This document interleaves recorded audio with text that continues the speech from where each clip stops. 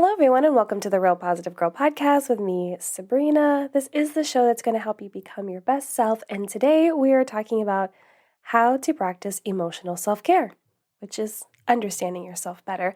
But before we jump into that, I want to, as always, invite you to come say hi to me on Instagram. I am at Sabrina Joy Perozzo. I would love to get to know you, kind of DM back and forth, become online friends, especially if you have any questions, comments, concerns, prayer requests, feedback, topic suggestions, any of those things, or you just want to say hi. I would love it all. If you prefer to get a hold of me via email, you can do that as well. realpositivegirlpodcast@gmail.com. All of that information is available for you below in the show notes, as well as actual notes for the show. And so I look forward to hearing from you. But again, what we're talking about today is how to practice emotional self-care so that we can understand ourselves better.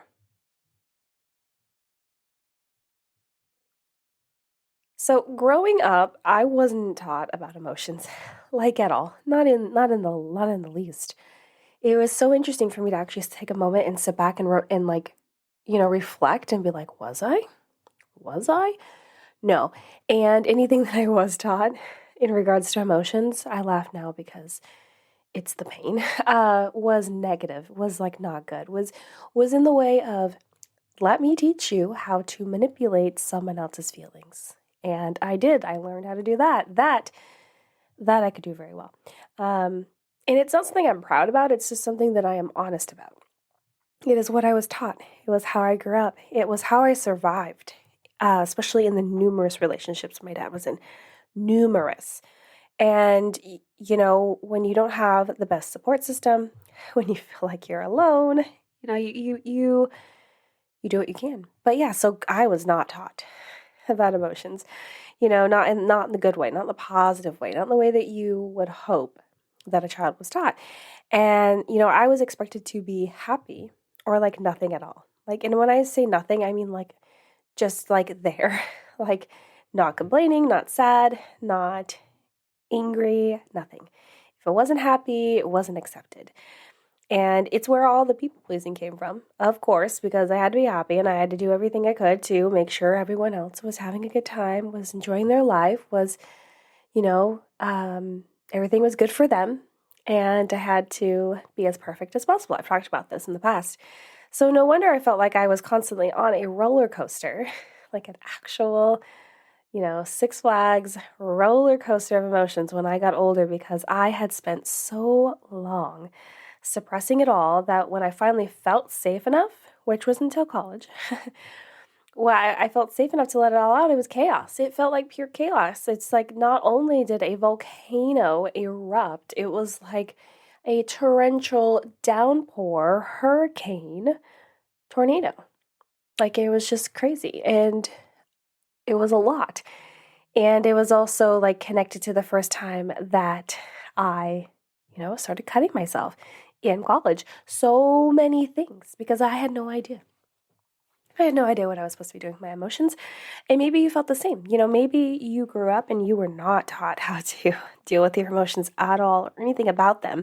You just were like left to the wolves to figure it out on your own. I'm right there with you. So if that's true, or someone that's true for you, like when we don't understand, I was going to say, like, if you are there or someone that's there, you're not alone, as always with me. But when we don't understand how to like regulate our own emotions, we will constantly live on that roller coaster.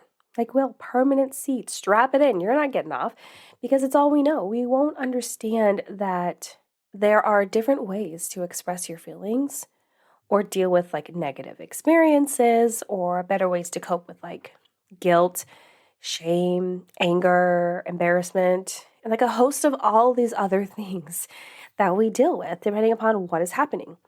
And the simplest yet most important benefit, I believe, of learning how to regulate and manage your emotions moment to moment. Because when I talk about managing your emotions, anytime someone's like, well, what do you want to do? What do you want to coach on? I want to coach people on how to manage and honor your emotions daily. And some people might feel like, well, you don't have to say daily. I need to say daily because you need to be able to manage them every day because they're not going to be the same every day. You need to be able to manage them moment to moment, day to day, because different things are coming at us all of the time. All of the time. But yeah, so back to the most important benefit of learning how to regulate and manage your emotions moment to moment, day to day, is a higher quality of life. That's it. A higher quality of life. Like, can you think of how much better it would be if your life was a higher quality?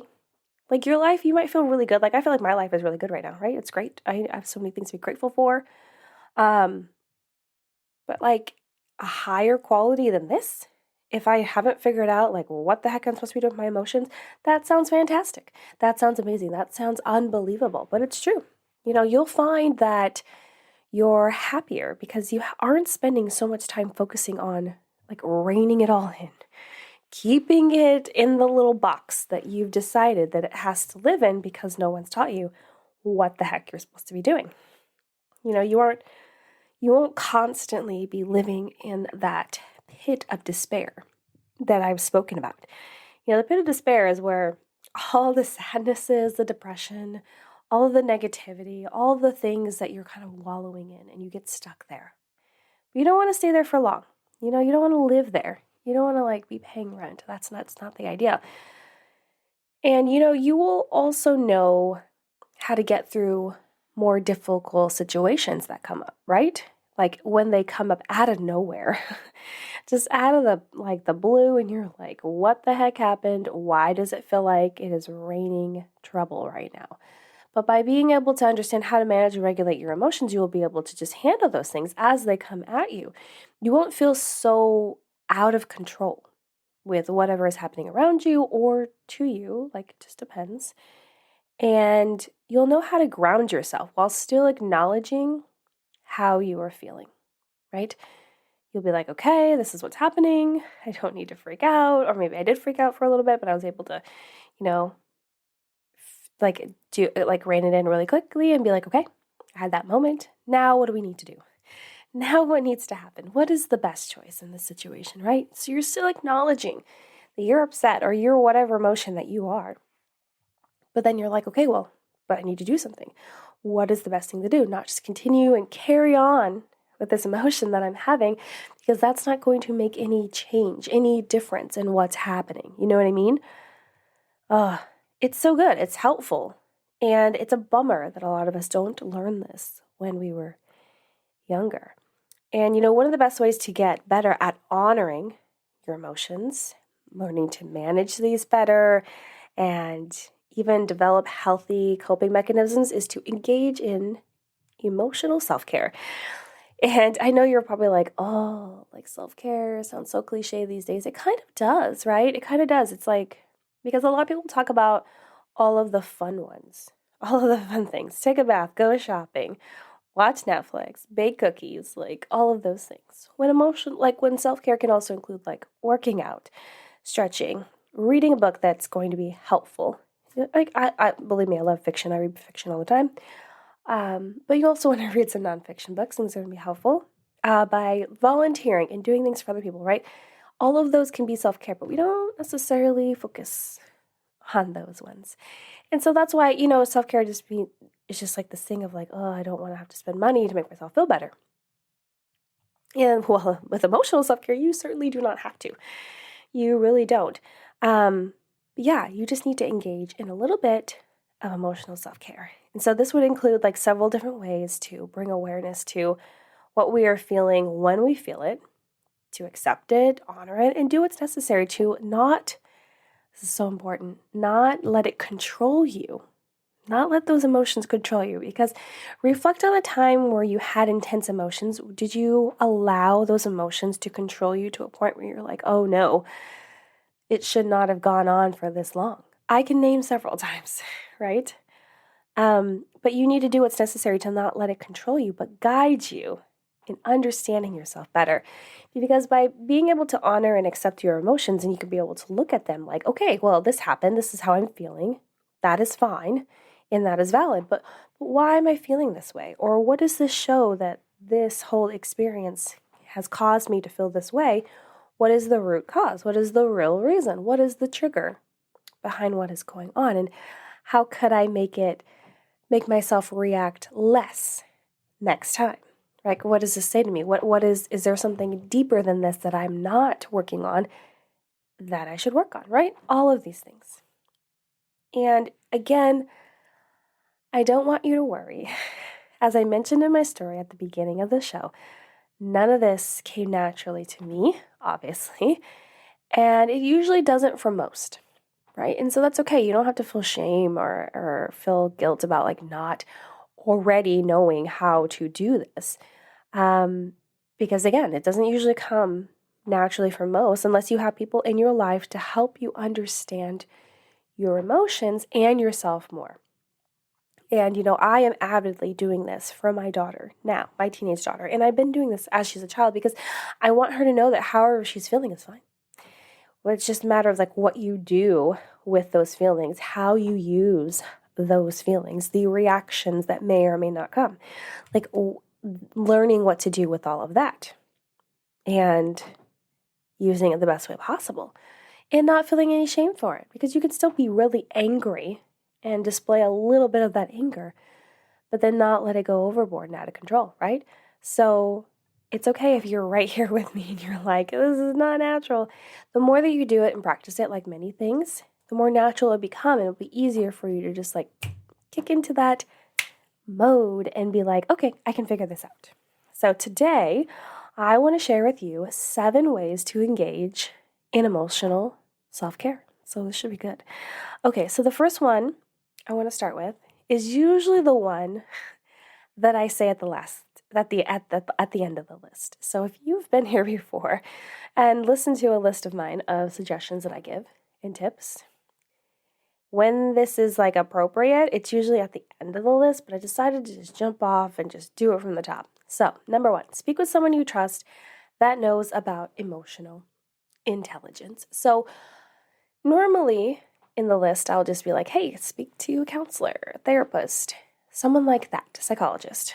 But I think that someone that knows about emotional intelligence, really understanding emotions and how those can work best for you and how you can like use them in the appropriate way and be as like, emotionally healthy and mature and everything as you can. It doesn't necessarily have to be a therapist, right? Or a counselor or a psychologist or anything like that. It could be a mentor that really understands it. It could be like a life coach or, like me, a mental health coach or like a mindset coach, really more of a mindset coach. It could be like a spiritual guidance person. Like it really can be a multitude of different people if you trust them and they are kind of like knowledge and maybe expert level on this, then yeah, speak to them, reach out to them, ask them like what you should do and where you're at. And, you can decide on how much information you really want to share with them, but I don't think that you have to be just locked in for like a therapist or a counselor for this one. It could definitely range because a lot of people are very knowledgeable about this topic that you might know and can speak with. So I encourage you to, it's never a bad thing to ask for help. It's never a bad thing to get someone else's opinion, as long as you don't feel like you have to lock everything in on that opinion. Like whatever you think still counts and matters. But it's good to get another perspective, right? So just a consideration. Number 2, practice gratitude daily. I talk about gratitude all the time. I think that we should be practicing gratitude every single day because it will help us to really ground ourselves and to come back to our baseline of like, okay, these things might be going wrong, or these things might really be hard right now, or suck, be terrible, but I still have these things to be grateful for. I still have like a roof over my head, and I have food, and I have money to pay for the essentials. At least right now, I have people in my life that care about me. I can still afford to pay for Netflix. There was definitely a time where we could not afford to pay for Netflix. Like, it just, there's definitely a time where we were down and we were up and we were in the middle, but I still found things to be grateful for. Like I was grateful that we were healthy. I was grateful that, we still had money to fill our gas tank, that I was still able to have a job that was very flexible with our childcare, school situation, all of these things, like, right? So I would just continually find things to be grateful for every day. They can be really big things, really small things, kind of in the middle, but it's important to practice gratitude because it really will help you realize, okay, it might be really hard right now, or life might be like kind of blah, but there's still amazingness happening in my life, and I want to really focus in on that joy that those things bring me, and know that things, not necessarily that things could be worse, because I feel like that's more of a negative outlook. It's more of like, but I am happy that I at least have these things and know that the future can be brighter than it is right now. You know what I mean? So practice gratitude daily. Number 3, understand what your emotional triggers are. So if you find that you are continually feeling anxious when you go to a certain event or you visit a certain place, figure out like why. Why is that triggering anxiety in you? Or do you see a certain person and you find yourself angry every time that you see them or every time that you interact with them? Like, what is the trigger there? What have they done to you? Or what experience do you have with them that is causing you to feel this way? And is there something you need to do about it, right? When you actually discover like what your emotional triggers are, what is causing you to have that emotion, have that reaction, you're going to have to figure out what you need to do with that. You're going to be like, okay, well, you don't want to continue to have anger towards this person because it might create like a hostile environment or not really work out well if it's a work situation or whatever it is. And figure out how to maybe avoid this person or engage at a different time than they do, or kind of just work it out if it's just like a beef that you guys have between each other. Like whatever it is, once you understand what your emotional triggers are, then you can really actually like solve problems and fix issues and make change that will be better for you and possibly for other people that may be involved. Number 4, uphold personal boundaries. Oh, boundaries. Boundaries are so good. And I haven't talked about those in a while. And I know that I've mentioned several times about how I want to talk about them again. And I need to do that really soon. But because they're so important. And I feel like we need that reminder every 6 months to a year of like, what are personal boundaries and how can we engage and have those in our life? So definitely upholding personal boundaries will help you to keep yourself safe, keep yourself in check, and also to not allow other people to take advantage of you, and to really understand what emotions you're having that are based on you and what's going on, and not because of what someone else is trying to make you believe or do or whatever. So like an example of personal boundaries would be like knowing that you have the right to your own privacy, right? You don't have to share everything with everyone, even if they ask, even if they tell you what their private things are. That does not mean that you need to share your private things with them. Or, having the ability to change your mind. So once you learn more about someone or a situation or an idea, and you have a certain stance on it, and then you learn more about it, and you're like, oh, I can change my mind. When other people might feel like once you've set your opinion on something, you cannot change your mind. But that is not true. You can definitely change your mind. And that is a personal boundary of yours because you have the ability to learn and grow and change. Another boundary would be able to like have your own time to be alone. You don't have to always use all of your free time to serve someone else. Yes, giving back, volunteering, helping others, so amazing. But it doesn't mean that you have to always be using your own personal time to serve others. You can just use it to serve yourself, to help yourself, to have your own time to recover, right? And a last example that I'll give of a personal boundary is like, the right to stay true to your own beliefs and principles and what you find to be true in your life. Again, maybe things will happen and you'll learn more about whatever it is that you believe and hold true, and that'll change, but you have the right to have your own principles and go by your own beliefs, because everyone has the right to do that. And just because someone says that they don't think that yours is right doesn't mean that it's not right. They can just believe what they want to believe. You believe what you want to believe, and you have the right to do that because it's yours. That is the boundary line that you can create. And people might think they can step over it. Oh, yes, they do. But they can't. I mean, they can try, but they don't have the right to do that. And you don't have to give in to them. You can stay with your own values, beliefs, principles, and live your life on those things because that is your right. Number 5, practice self-compassion. Self-compassion is underrated. It's underrated for sure. We need to be more compassionate to ourselves. The problem with this is that, no one knows what we're saying to ourselves in our mind. So you might think that someone probably treats themselves the best because they are excelling in life and they are doing well and they seem happy and content, but they could be the meanest people to themselves and you wouldn't even know.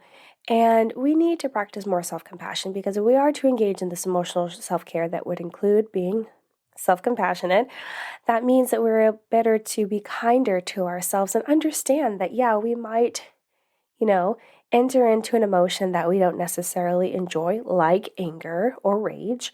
But know that if we are kind to ourselves and give ourselves a chance to really work through it and be able to experience it for a moment and then move on to figuring out what you should do with that emotion, you're kind enough to give yourself some grace and give yourself a little bit of space to figure it out and not always chastising yourself or criticizing yourself for even feeling any negative emotions because that's not fair. We all have the right to feel these emotions. It's just a matter of how long you draw it out and what kind of reaction you have with it. So be more self-compassionate, be kinder, give yourself grace, be aware of the hurtful things that you're telling yourself and stop doing that. If you wouldn't say it to your best friend, why are you saying it to yourself, right? It's not kind. And you might think it helps you to stay motivated, to stay focused, to do better, but honestly, you're just wearing yourself down more and more and more. And there's going to come a point where it doesn't work anymore because you've broken yourself down so far, there is nothing left. So please, practice self-compassion. Number 6. Oh, this might ruffle some feathers, but I have to say it. Number 6, don't be a victim. By engaging in emotional self-care, you are understanding that you have the right to feel the way that you're feeling, but you need to really decide what the appropriate reaction is. You need to decide how you can honor and accept your feelings, but also do what's best with the rest of the situation and what would be most healthy for you and anyone else involved. But some people, when they don't understand how to manage and honor their emotions, they will be a victim and they will blame others for what's happening around them and take no responsibility. And that's the biggest part of what I want to share with you is don't be a victim, take responsibility. When you do something wrong, accept it, take responsibility, say, I did that. This was my fault. This is my problem. Don't try to blame someone else because you don't want to have to bear the weight of that mistake, of that failure, whatever it was. You need to be able to take that on and understand that you will grow and become stronger for it, right? It's not going to break you down. I mean, maybe it will a little bit, but you'll still come up even stronger. Okay, so don't be a victim. Don't try to have everyone else cater to you and that you are innocent when something you did, in your heart of hearts that you did it. It was your responsibility. It was your wrong. And a lot of people will already know that. And even if you're trying to pass it off like it's not, they'll know that it's not true and they will respect you so much less. So understand, you are gaining nothing by being a victim. In your mind, you feel like you are, but you're really not. You're actually losing a lot over time. Okay, number 7, the last one, number 7. So before I say what this is, I was hesitant about adding it into my list. But then I was like, you know what? I engage in this though. I engage in it and it helps me, but it feels so cheesy cliche, but it does help everyone in a different level. So number 7 is to try meditation or prayer or quiet time, whatever you want it to be. Okay, it can be different for everyone. Because I don't really do traditional meditation. I've tried. It's just not for me. I can't do it. Prayer, I do engage in that. And then quiet time. Try one of these, all of these, whichever one you prefer. Sometimes people will throw in like journaling as well. I'm not a journaler. I had a resolution to journal even just like 2 paragraphs every single day. I already fell off of that. I might try to jump back on that wagon, but it's difficult. But yeah, try meditation, prayer, quiet time, journaling to like clear and calm your mind and like really to just get in touch with how you're really feeling. Because, if our lives are go, go, go, go, go, and we think we know how we're feeling, but if we take a moment to do one of those 4 things, it can give us a lot of time to kind of like decompress fully and really figure out like, am I angry or am I just disappointed? Right? That could be an example. And if you have a hard time really kind of breaking down like your true feelings, like you're like, I'm really upset, and you're like, I don't know if it's just upset, it's something else. I encourage you to Google the feelings wheel. So put into Google feelings wheel and it'll give you a big wheel. In the middle of the wheel, there'll be the 6 primary emotions that are universal all over the world that we all experience. However, once you make your way outside of that center circle, it'll break off into more specific emotions and then even break off into another one, I believe. So there's 3 of them. And it'll help you to really understand, like, how am I actually feeling? So you're feeling anger, but maybe you're actually feeling disappointed. Or maybe you're feeling betrayed, right? And then maybe, like, you're actually feeling lonely. Like, there are so many different ways it could go. And having the feelings well, which, again, you'll find it everywhere on the internet, will help you really break down exactly how you're feeling. And so maybe the next time that you have a quiet time, prayer time, meditation, journaling, whatever, combination of those things, you can really think like, okay, I'm not going to worry about everything I have to do or what's going on around me. I'm going to set the timer for 5 or 10 minutes, and I'm really going to think like, how am I feeling? How are things going? What do I really need to know and think about, right? Just really taking those couple moments. And I love quiet time. I love to just sit and be like, what's actually going to come up?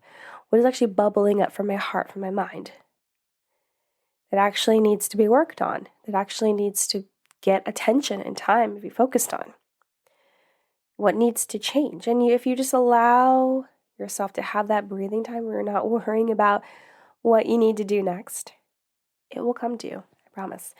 So try that.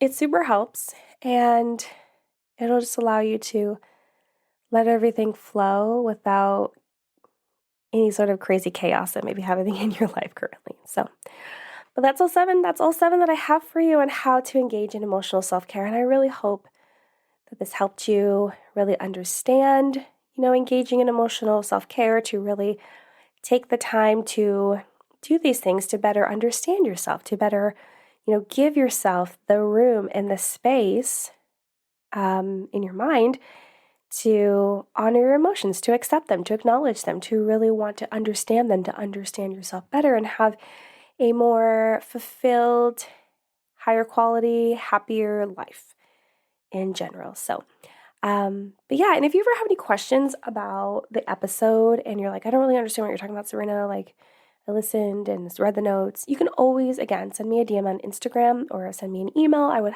be happy to chat with you and answer any of your questions and break it down even more if you need that. I would love it.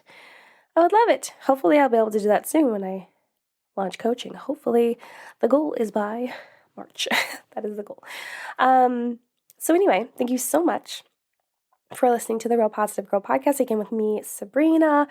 Again, check the show notes below to contact me on Instagram at Sabrina Joy Perozzo, or to send me an email, realpositivegirlpodcast@gmail.com, because I look forward to hearing from you very soon. Again, thanks for listening, downloading, and sharing the show. And until next time, have a good one, and I'll see you next time. Bye, everyone.